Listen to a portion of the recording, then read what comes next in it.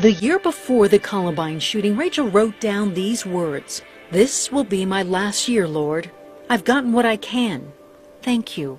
She even told her close friends she would die young. She was very explicit with some of them. She actually wrote, she said, "I'm dying. Slowly my soul leaves, my body withers. It isn't suicide. I consider it homicide.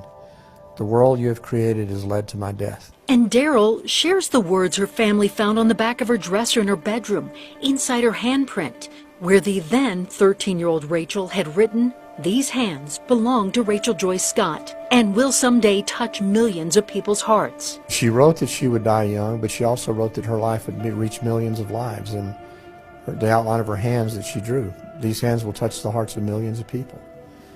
And that's happened. And that wasn't all that moved the Scott family. It was the words Rachel put down on a paper called "My Ethics, My Codes of Life," a paper her father and sister found. Bethany and I sat down and read it. It was a month after Rachel died, so we were crying as we read it and thought, this is the essence of who she was. In that paper, Rachel challenged others to do 5 things. Look for the best in others, dare to dream, choose positive influences, use kind words, and start a chain reaction of kindness. She was always for the underdog, and the stories we began to hear at her funeral of the kids that she reached out to just confirmed what we already knew about her. Rachel's funeral was broadcast on CNN. Millions watched and cried with the rest of us. That's where story after story was told about Rachel. Stories her own family didn't even know. How Rachel went out of her way at school, reaching out to special needs students, new students, students who were picked on. She was never ever afraid of being her own person. That's what she wanted to be.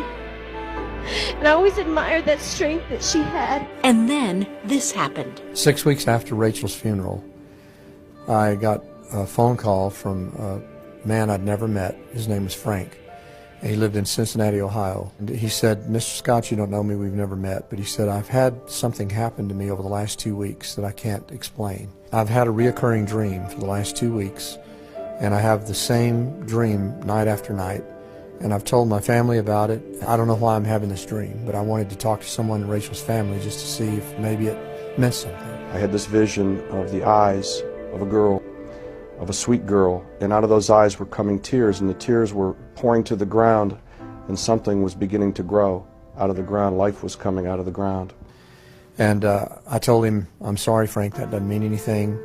And he said, "Would you please just write my name and phone number down and call me if it ever does." It was a week later when the Scott family got a call from the Jeffco Sheriff's Department that they had Rachel's backpack ready to be picked up. A backpack the Scotts keep to this day in their home in what they call Rachel's Corner. Along with other memories of Rachel, there sits her backpack, the bullet hole still in it, Rachel's blood still on it. And that's when the most incredible thing of all happened.